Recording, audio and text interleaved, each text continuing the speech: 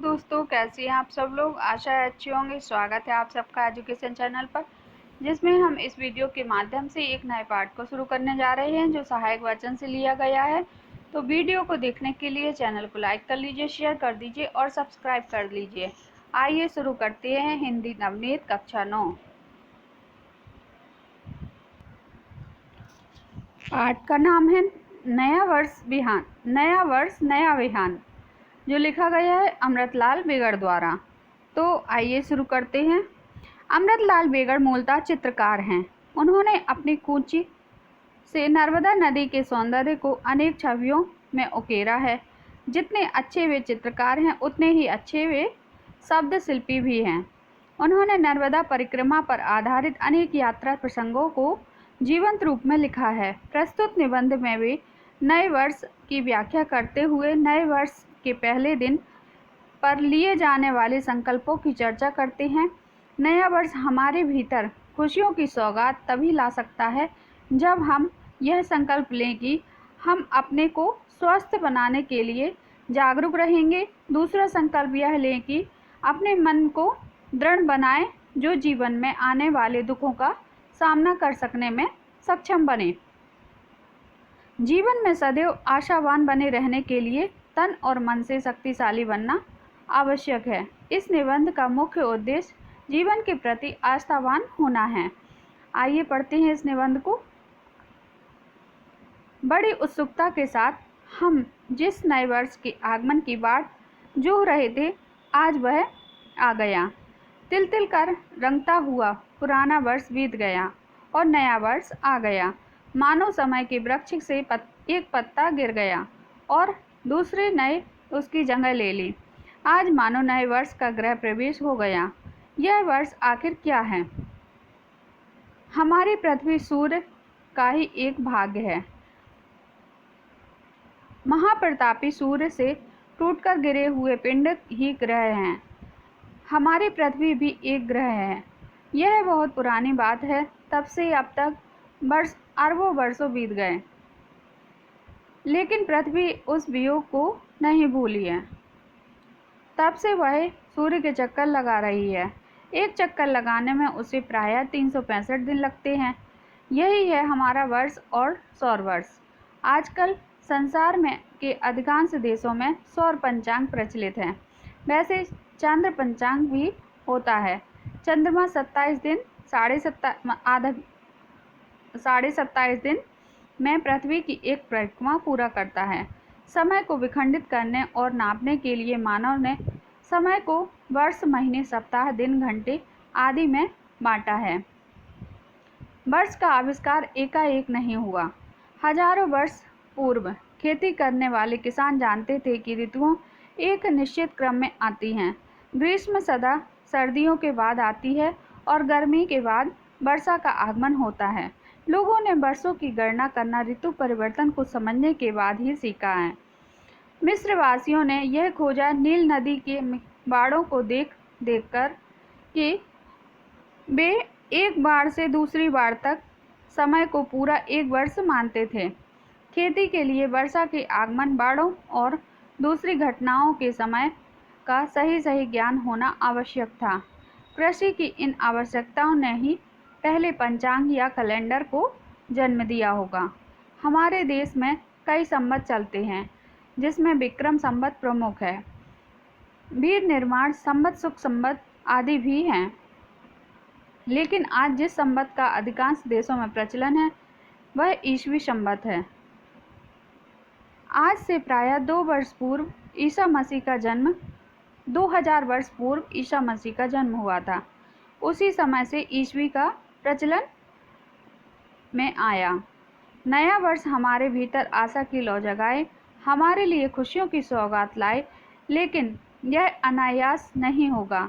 इसके लिए हमें कुछ प्रयास करने पड़ेंगे। अगर हम चाहते हैं कि नया वर्ष हमारे लिए शुभ हो, मंगलमय हो, हमारे अंदर नई ऊर्जा भरे ताकि हम काफ़ी ऊंचाई तक उड़ सकें, तो हमें कुछ संकल्प लेने होंगे और इनका ईमानदारी से पालन करना होगा। पहला संकल्प है यह लो कि हम अपने शरीर को स्वस्थ रखेंगे, हम बीमार नहीं पड़ेंगे। एक तंदुरुस्ती 1000 नियामत यह तभी हो सकता है जब हम नियमित रूप से व्यायाम करेंगे। नवीनतम शोधों से यह सिद्ध हो गया है कि व्यायाम के सहारे उम्र की घड़ी 10 से 25 वर्ष तक पीछे लौटाई जा सकती है। व्यायाम शरीर को चुस्त दुरुस्त बनाए रखता है। शारीरिक व्यायाम करने वाले लोगों के लिए जीवन जितना सहज और सुखमय होता है, उतना उन लोगों के लिए नहीं होता जो हाथ पर हाथ धरे बैठे रहते हैं। अपनी आयु और रुचि के अनुसार व्यायाम करके हम अधिक स्वस्थ एवं अधिक परिपूर्ण जीवन बिता सकते हैं। प्रतिदिन आधा घंटा तेज चलकर बीते यौवन के 10 साल आसानी से वापस लाए जा सकते हैं। एक बार जब मैं नर्मदा नदी की परिक्रमा कर रहा था, तब एक सन्यासी का साथ हो गया था। सन्यासी ने पूछा, अच्छा यह बताइए, स्वाद किसमें है, जीभ में या गुलाब जामुन में? मेरे अनुरोध पर जवाब भी उन्होंने ही दिया। यदि गुलाब जामुन में स्वाद है तो वह तस्तरी में रखे रखे ही स्वाद देगा। यदि जीभ में स्वाद है तो फिर गुलाब जामुन खाने की ज़रूरत क्या? दरअसल स्वाद न केवल जीभ में है, न केवल गुलाब जामुन में है, दोनों के योग में। इसी प्रकार जीवन में केवल आत्मा या केवल शरीर मानना गलत है। सार्थकता दोनों के मिलन में है, शरीर का और शरीर के स्वास्थ्य का मूल्य हमें तनिक भी कम नहीं आंकना चाहिए। यह संकल्प है तन के लिए। अब एक संकल्प मन के लिए। हमें यह मानकर चलना चाहिए कि जीवन में सुख ही सुख नहीं आएगा, दुख भी आएगा, संकट भी आएंगे।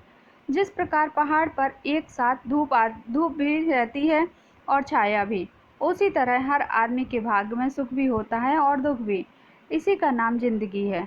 हमें दुख और मुसीबत को जीवन का आवश्यक अंग समझना चाहिए।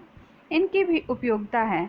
कवियों और दार्शनिकों का विचार है कि दुख और पीड़ा हमारे जीवन को नया आयाम देती है। जिन्हें दुख की अनुभूति हुई है, उन्होंने जीवन को संपूर्ण जिया है। व्यथा को झेले बिना संभवतः कोई भी व्यक्ति जीवन की ऊंचाइयों को छू नहीं सकता। लेकिन जब मुसीबत आए तो हम साहसपूर्वक उसका सामना करें, ललकार कर कहें, मैं तुमसे डरता नहीं, मैं बढ़कर हूँ, तुम मुझे पराजित नहीं कर सकते हो। इस कठिनाई में से भी मैं रास्ता निकाल लूँगा। संकट की यह घड़ी भी टल जाएगी और दुख के दिन भी बीत जाएंगे। तब हमें हमेशा के लिए भुला देना चाहिए। अतीत क्रंदन व्यर्थ है। व्यर्थ का बोझ हम ढोएंगे नहीं। मुसीबतें और परेशानियों के दिन का बोझ सिर से उतार देंगे। बीत गया सो बीत गया, बस उसे भूल जाइए। अब आप अतीत को बदल नहीं सकते। डॉक्टर का कहना है कि चिंता या मानसिक तनाव रोगों की कीटाणुओं से भी ज़्यादा खतरनाक है। दुख के दिनों में को हम भूल जाएंगे और सुखद घटनाओं को सदैव याद रखेंगे।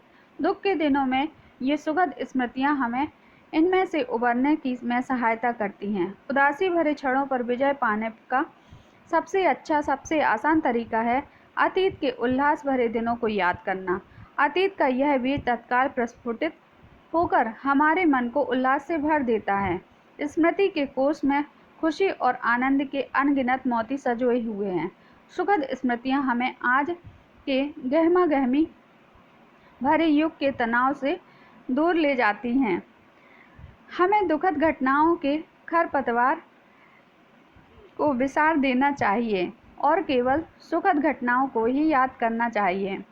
हमें कभी भी निराश नहीं होना चाहिए, क्योंकि निराशा हमारी आत्मा की खेत में जंगली घास है। अगर उसे समय पर ना उखाड़ फेंका जाए तो वह सारे खेत पर छा जाएगी और अच्छे बीज उगने की जगह नहीं बचेगी। निराशा यह है कूड़ा, आशा यह है सुंदरता, स्वच्छता। निराशा कायरता है, आशा साहस है।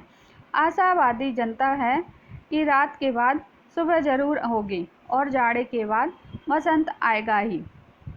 अगर आप ये संकल्प लेते हैं कि उन पर अमल करते हैं तो इसके लिए आपको कोई पदक नहीं मिलेगा, ना ही आपको कोई शॉल या श्रीफल भेंट करेगा, पर आपको इन सब से कहीं बहुत बड़ी चीज़ मिलेगी। आपका पूरा वर्ष और आने वाले कई वर्ष आनंद से बीतेंगे। क्या यह किसी पदक से बढ़कर नहीं है? हमारी यात्रा का एक पड़ाव कल समाप्त हो गया। आज हम नए उत्साह और नई उमंग के साथ एक नई यात्रा के लिए चल पड़े हैं। चलना और आगे बढ़ना मनुष्य का स्वाभाविक धर्म है। मनुष्य की मंगल यात्रा निरंतर चलती रहेगी। दुखद और अवसाद उस यात्रा में क्षणिक रुकावट भले ही पैदा करें, परंतु उस मंगल यात्रा को रोककर नहीं सकते। गुरुदेव रविन्द्रनाथ ने अपने गीतों में जीवन भर आशा का संदेश दिया था। उन्होंने कहा था, जय हो नवीन अरुणोदय की जय हो। नव जागृत प्राण आओ, चिर यौवन से विजय संगीत तुम गाओ, तुम आओ। जड़ता के विनिष्ट करने वाली आशा आओ, हताश को जीतने वाली आशा आओ, तुम्हारा स्वागत है। हे नूतन वर्ष आओ, तुम्हारा स्वागत है। तो देखा हमने इस पाठ के माध्यम से कि नया जीवन नया वर्ष के समान होता है। जो नया वर्ष आ रहा है उसमें हमें अपने नए जीवन को देखना चाहिए, पुराने को भूल जाना चाहिए और पुराने उत्साह भरी बातों को हमेशा याद रखना चाहिए और दुखी जीवन को भूल जाना चाहिए। इस पाठ के माध्यम से हमने जीने की कला के बारे में जाना। अब हम इसके अभ्यासकार को देखते हैं।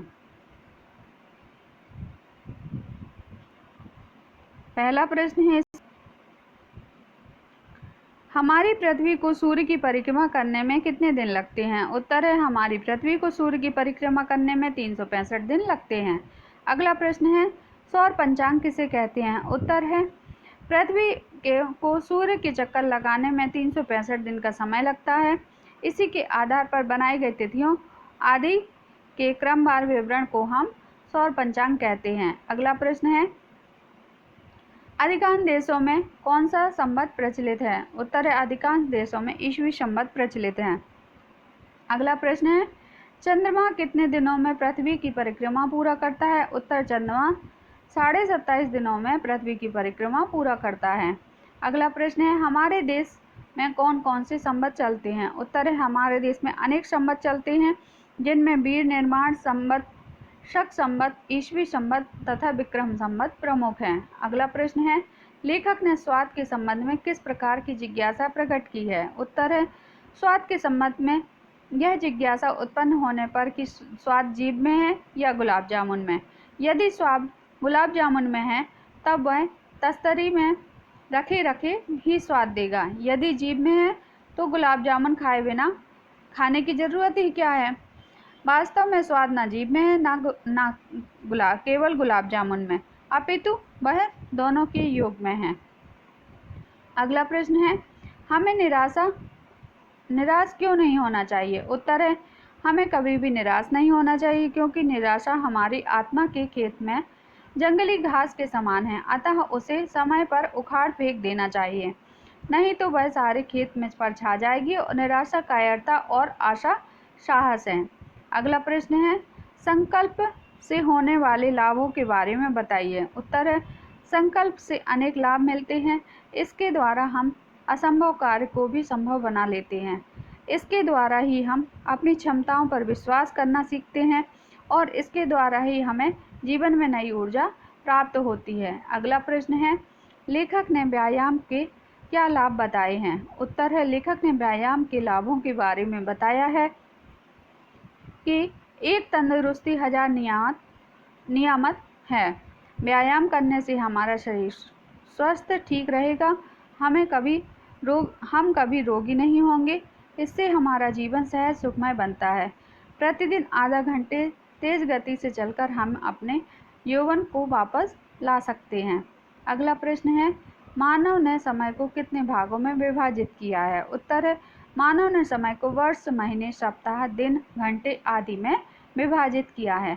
अगला प्रश्न है, मिस्रवासियों ने वर्षों की गणना किस आधार पर की है? उत्तर है, मिस्रवासियों ने वर्षों की गणना नदी की बाढ़ों को देखकर वे एक बाढ़ से दूसरी बाढ़ तक के समय को पूरा एक वर्ष मानते थे। अगला प्रश्न है, अतीत को भुला देने के पीछे लेखक ने क्या तर्क दिए हैं? लिखिए।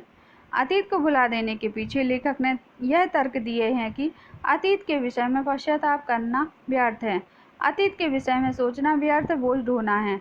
दुख के क्षण जब बीत जाएं तो उनको भूल जाने में ही मानव का भला है। जब हम यह जानते हैं कि बीता हुआ पल कभी वापस नहीं लौटता, तब उसके विषय में सोचने से क्या लाभ है। अतीत को बदलने की शक्ति मानव में नहीं है, तब उसके बारे में सोचना व्यर्थ ही मानसिक तनाव को न्योता देना है। अगला प्रश्न है, आशा स्पष्ट कीजिए। पहला वाक्य है, मनुष्य की मंगल यात्रा निरंतर चलती रहेगी। उत्तर है, लेखक कहता है कि चलना और आगे बढ़ना मानव का स्वाभाविक धर्म है। उसकी मंगल यात्रा निरंतर चलती रहेगी। दुख और अवसाद उस यात्रा में क्षणिक रुकावट भले ही पैदा करें, पर उस मंगल यात्रा को रोक नहीं सकते। अगला प्रश्न है, दुख और पीड़ा हमारे जीवन को नया आयाम देते हैं। उत्तर है, लेखक का आशय है कि मनुष्य के भाग्य में सुख भी आता है और दुख भी। इसी का नाम जिंदगी है। हमें दुख को, पीड़ा को जीवन का आवश्यक अंग समझना चाहिए। कवियों और दार्शनिकों ने दुख और पीड़ा को नया जीवन देने वाला बताया है। अगला प्रश्न है, निराशा हमारी आत्मा के खेत में जंगली घास है। उत्तर है, लेखक कहता है कि हमें जीवन में कभी निराश नहीं होना चाहिए, क्योंकि निराशा हमारी आत्मा के खेत में जंगली घास के समान है। अगर इसे समय रहते ना उखाड़ फेंका तो वह सारे खेत पर छा जाएगी और अच्छे बीज उगने की जगह नहीं बचेगी। निराशा कायरता और आशा साहस है। अगला प्रश्न है, स्वाद के विषय में लेखक का तर्क स्पष्ट कीजिए। उत्तर है, स्वाद के संबंध में यह जिज्ञासा उत्पन्न करने पर कि स्वाद जीभ में है या गुलाब जामुन में। यदि स्वाद गुलाब जामुन में है, तब वह तस्तरी में रखे रखे ही स्वाद देगा। यदि स्वाद जीभ में है, तो वह गुलाब जामुन खाने की क्या ज़रूरत है। वास्तव में स्वाद न केवल जीभ में है, न केवल गुलाब जामुन में है, अपितु वह तो दोनों के योग में है। अगला प्रश्न है, अमृतलाल बेगड़ मूलतः किस विधा के रचनाकार हैं? उस विधा का संक्षिप्त परिचय दीजिए। उत्तर है, अमृतलाल बेगड़ मूलतः चित्रकार हैं। उन्होंने अपनी कूची से नर्मदा के सौंदर्य को अनेक छवियों में उकेरा है।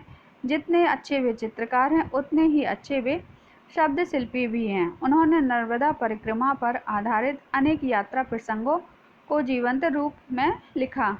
तो ये थी अमृतलाल बेगड़ की रचना। इस वीडियो के माध्यम से हमने इनकी रचनाओं के बारे में जाना। आगे की वीडियो में आगे के पाठों को देखेंगे। वीडियो को देखने के लिए धन्यवाद। चैनल को लाइक कर लीजिए, शेयर कर दीजिए, सब्सक्राइब कर लीजिए।